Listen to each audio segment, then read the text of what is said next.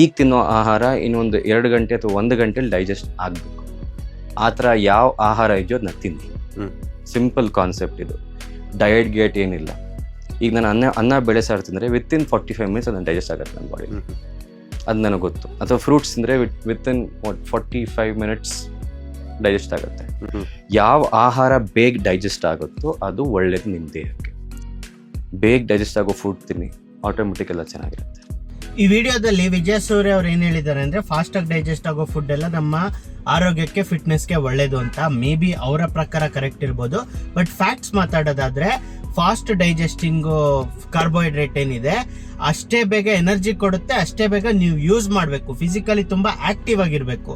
ನಾವು most of the time ಸೆಡೆಂಟ್ರಿಗೆ ಒಂದು ಜಾಗದಲ್ಲಿ ಕೂತ್ಕೊಂಡಿರೋದ್ರಿಂದ ಆ ತಿನ್ನೋ ಫಾಸ್ಟ್ ಡೈಜೆಸ್ಟಿಂಗ್ ಕಾರ್ಬೋಹೈಡ್ರೇಟ್ ಆಕ್ಟಿವಿಟಿ ಮೂಲಕ ಕರಗಿಸ್ಲಿಲ್ಲ ಅಂತ ಅಂದ್ರೆ ಅದು ಗ್ಲೈಕೋಜನ್ಗೆ ಹೋಗಿ ಅದಾದ ನಂತರ ಫ್ಯಾಟ್ ಆಗಿ ಡೆಪಾಸಿಟ್ ಆಗುತ್ತೆ. ಅವ್ರು ಹೇಳೋ ಪರ್ಸೆಪ್ಷನ್ ಅಲ್ಲಿ ತಗೊಳ್ಳೋದಾದ್ರೆ ಈ ಶುಗರಿ ಫುಡ್ಸ್ ಏನಿದೆ, ಕೇಕು, ಬಿಸ್ಕೆಟ್, ಕ್ರೀಮ್ ಬನ್ನು ಅಥವಾ ಬರ್ಗರು, ಪಿಜ್ಜಾ ಇವೆಲ್ಲ ತಿಂದು ನಾವು ಫಿಟ್ ಆಗಿರ್ಬೇಕಾಗಿತ್ತು.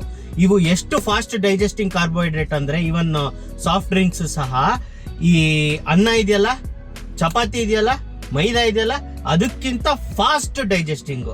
ಸೊ ಇದು ನಮ್ಮ ಹೆಲ್ತ್ಗೆ ರೈಟ್, ನಮ್ಮ ಫಿಟ್ನೆಸ್ಗೆ ರೈಟ್ ಅಂತ ಹೇಳಕ್ಕಾಗಲ್ಲ. ಇದರ ಪೂರ್ತಿ ವಿಡಿಯೋ ಮಧು ಫಿಟ್ನೆಸ್ ಶೋ ಯೂಟ್ಯೂಬ್ ಚಾನಲ್ ಇದೆ, ನೋಡ್ಕೊಂಬನ್ನಿ. ಅವಾಗ ಇನ್ನೂ ಚೆನ್ನಾಗಿ ಕ್ಲಾರಿಟಿ ಸಿಗುತ್ತೆ. ಅರ್ಧಂಬರ್ಧ ವಿಡಿಯೋ ನೋಡ್ಬಿಟ್ಟು ನೀವ್ ಹೇಳ್ತಿರೋದು ತಪ್ಪು ಅಂತ ಹೇಳಕ್ಕಾಗಲ್ಲ. ಅವ್ರಿಗೆ ವರ್ಕ್ ಆಗಿರಬಹುದು, ಅದು ನಿಮ್ಗೆ ವರ್ಕ್ ಆಗುತ್ತೆ ಅನ್ನೋದು ಗ್ಯಾರಂಟಿ ಇರಲ್ಲ.